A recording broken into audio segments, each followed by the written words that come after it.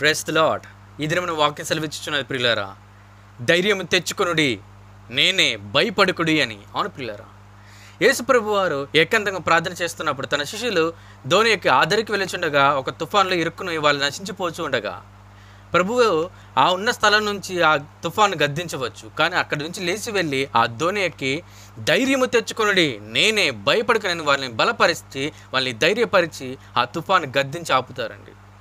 ఈ దినమున నీకు వచ్చే శ్రమలే కానీ, నీకు వచ్చే ఆర్థిక సమస్యలే కానీ, నీకున్న బాధల విషయమే కానీ, ఈ దినమున ప్రభు నీ దగ్గరికి వచ్చి మొదట నిన్ను బలపరిచి ధైర్యపరిచి ఆ సమస్య నుంచి నేను బయటికి వేస్తాడని గుర్తుపెట్టుకోండి ప్రియులారా.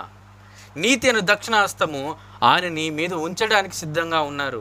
నువ్వు సమస్యలో ఇరుక్కుని ఉంటే, నువ్వు ఆర్థిక సమస్యలతో ఉంటే నీ తండ్రినే దేవుడు చూస్తూ ఊరుకుంటాడు అనుకోకండి. ప్రభు ఆ దినమున తన శిష్యులను అడిగిన విధంగానే ఈ దినమున నిన్ను అడుగుతున్నారు, నీ విశ్వాసం ఎక్కడా అని. మరి నీ విశ్వాసాన్ని నువ్వు చూస్తున్నావా? నీకు శ్రమలు వచ్చినప్పుడు, ఆర్థిక సమస్యలు వచ్చినప్పుడు, ఆరోగ్య సమస్యలు వచ్చినప్పుడు భయపడుతున్నామేమో, గుర్తుపెట్టుకో, ప్రభు నీ యొద్దకు వచ్చి నిన్ను బలపరిచి ధైర్యపరిచి స్థిరపరిచి ఆయన దక్షిణాస్తాన్ని నీ మీద నుంచి నీకు వచ్చిన సమస్య నుంచి సంపూర్ణమైన విడుదల కలగజేస్తారని గుర్తుపెట్టుకోండి. కాబట్టి అది తెలుసుకుని నడుచుకుందాం, వాక్యం భయభక్తులు కలిగి జీవిద్దాము, మనం బలపరుచుకుందాము, ధైర్యపరుచుకుందాము, స్థిరపరచుకుందాము. దేవుని పరలోక రాజ్యం కొరకు, ఆయన రాకడ కొరకు ఎదురు చూద్దాము, దేవునికి పాత్రలు వద్దాము. ఆమేన్.